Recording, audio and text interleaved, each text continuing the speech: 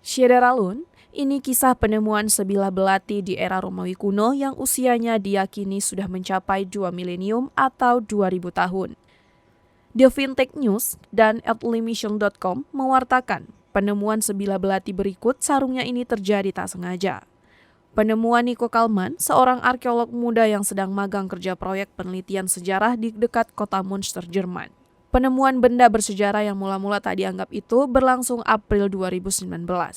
Ketika ditemukan, benda itu tak lebih dari gumpalan berkarat yang terlihat seperti ayam empuk. Butuh 9 bulan pekerjaan restorasi yang cermat agar kecantikan sejati belati terungkap. Saat belati berikut dan sarungnya itu berhasil dipulihkan, perbedaannya seperti siang dan malam antara tampilannya saat pertama kali digali. Kalman menemukan artefak sejarah itu saat menjelajahi parit di sebuah lokasi di Jerman dekat Münster, yang dulunya tepat di tepi situs Kekaisaran Romawi.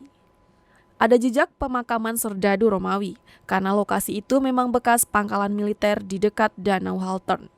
Ini adalah situs arkeologi yang sangat penting, sehingga ada museum sejarah Romawi di Haltern.